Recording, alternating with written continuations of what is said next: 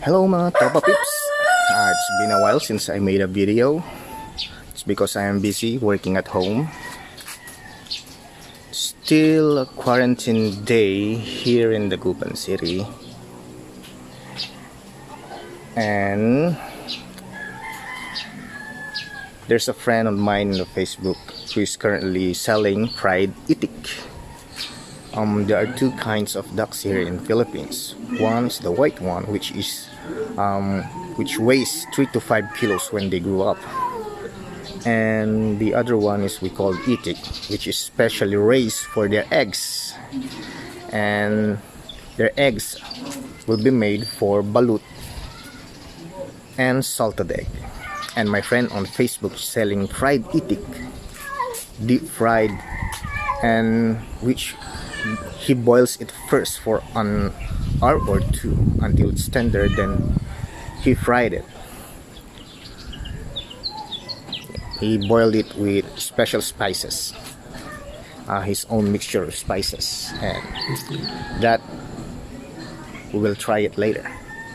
So I'm going to my friend's house, which is a few blocks away from here, and we'll buy his fried itik and try it as a pulutan. Yeah, let's go.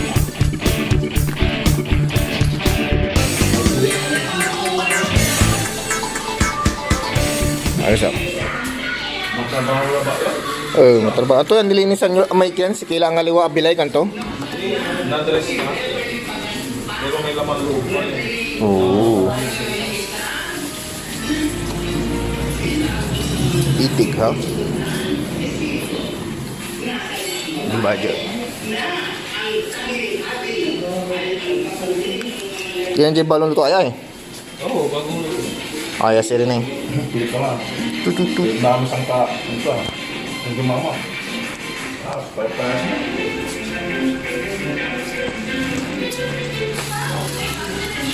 Ito tayo sauce to eh. Sauce na powder ko. Yung parang sa peking duck. Oh.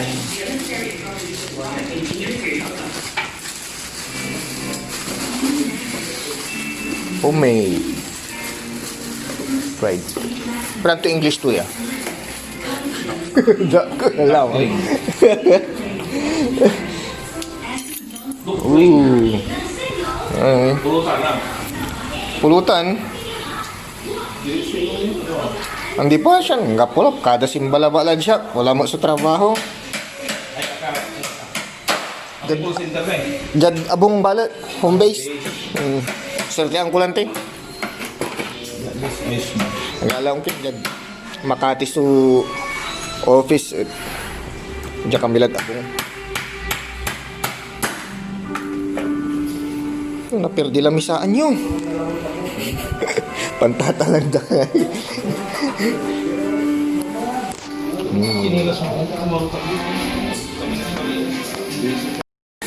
Ayan o.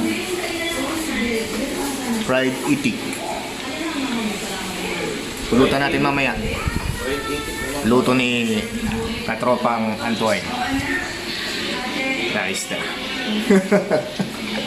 For only 250 pesos, sulit na. Slow fire, no? Slow fire. Yes. Di mas maganda pag slow fire para malulutong masyado. Yes.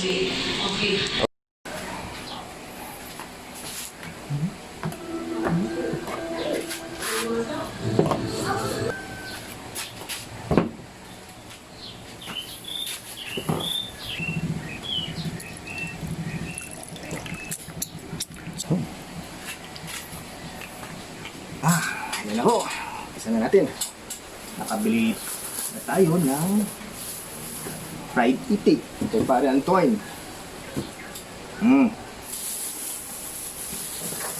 These are specially made. This is specially made. Homemade. Pare Antoine. Ito Antoine pala. Sorry.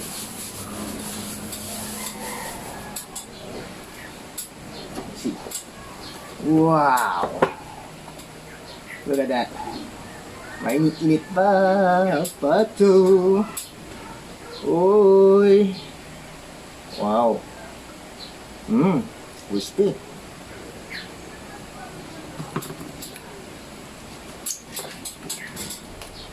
Mmm. Selfie. Ooh. Oops, remove this thing. Thank you. Yeah, it's been a while since we made a video. Got too busy from work at home. So, nagkaroon tayo ng 4 days of leave. So let's make the best of it. Okay.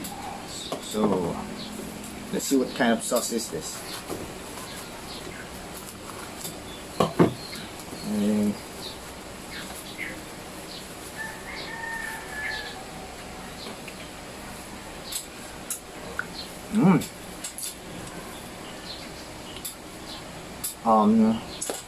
Peking duck sauce. I think it's soy sauce and brown sugar. Right, let's drink. Send me beer.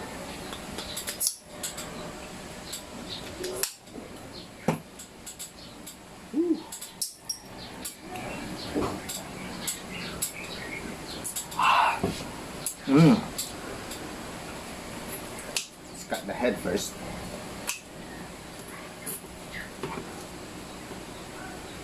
Dito kasi yung pinakamasarap kong parte, yung leeg.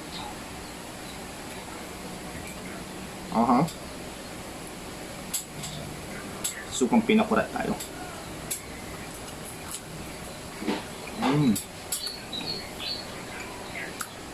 Both here.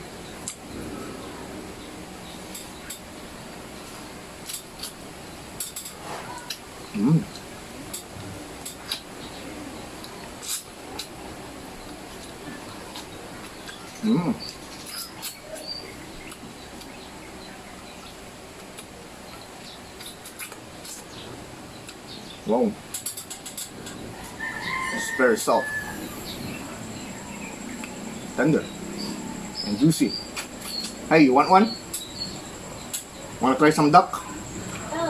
No? Okay, shoot.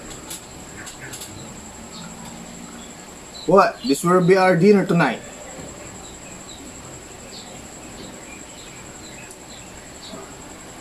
Oh, yeah.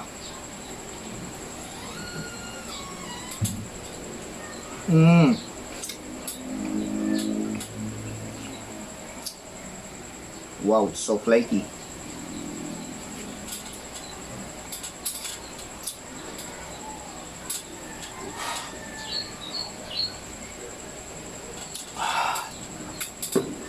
I like this one. The Sun-made flavored beer. Apple flavor.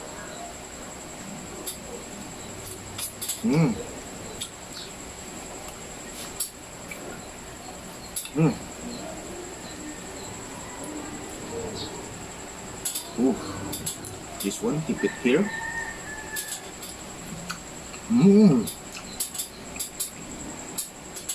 Oh, oh my.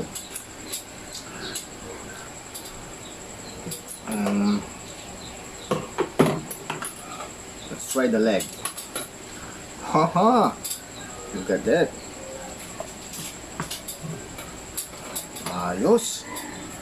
Idol Mark. Ganda ng pagkakaluto.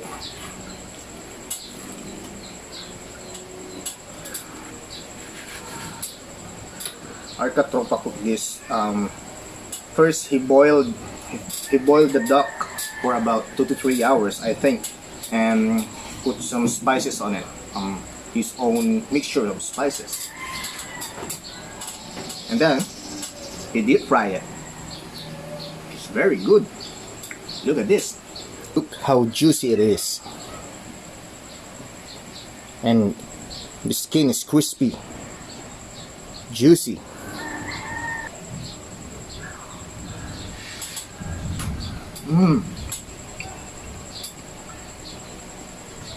There's no gaminess at all. All ducks here in the Philippines, when you cook it,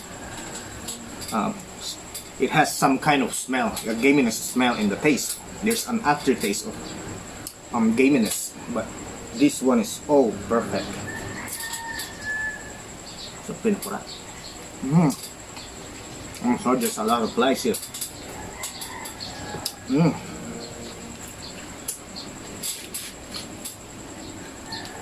Look at this. Oh, look at this tender goodness. The duck leg.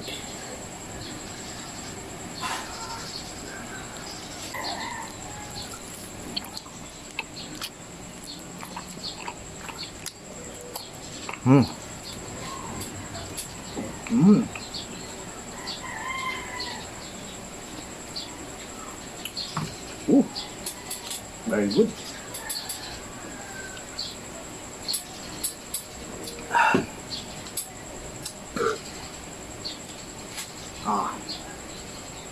The sauce is good too.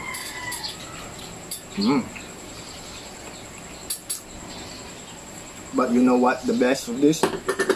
Let's put chili garlic on it.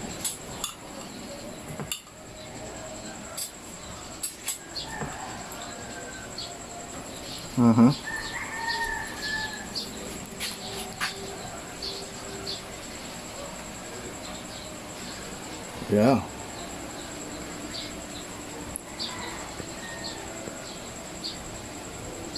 What was in that? Then we eat.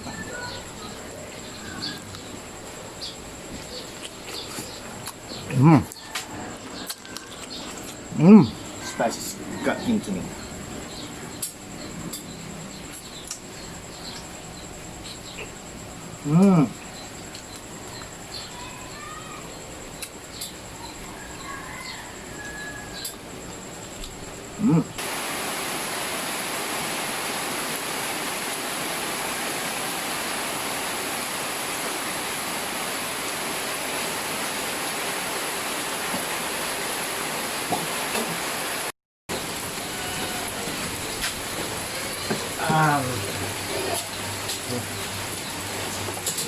So, I'm sorry.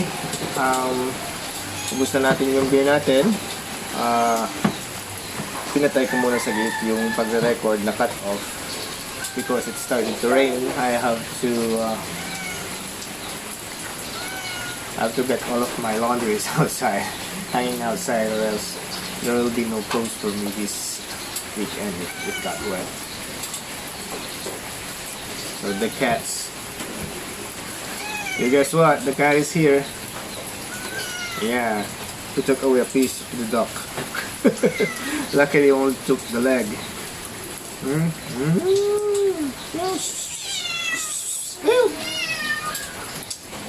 So, for the next time, I think our pulutan will be oysters. Big one. We'll find big, giant oysters here in Dagupan. I think we can buy some of that puno and gasat near the bridge, the Wool Bridge, or in Bimali. There are rows of store along the highway which they sell giant oysters. I think this Sunday when the item I ordered from Shopee will arrive, hopefully will arrive this week.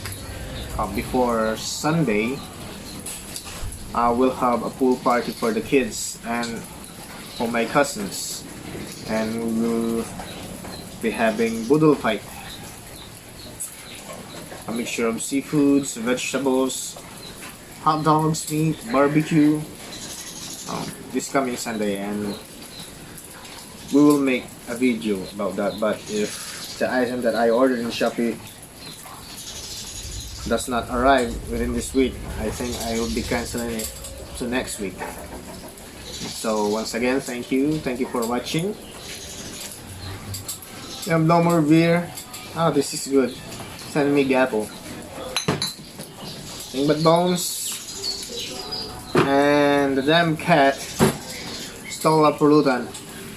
Well, small of it, of course. Well, that's me when leaving your food unattended, and we have a lot of cats here. Well, literally, we have a lot of cats here. My mom loved to have cats as a pet. Oh. We have at least 9 cats plus 3 kittens. Okay, see you again next week or this Sunday. Hopefully, if the item we bought from Shopee arrives before Sunday. And see you again next time. See you again.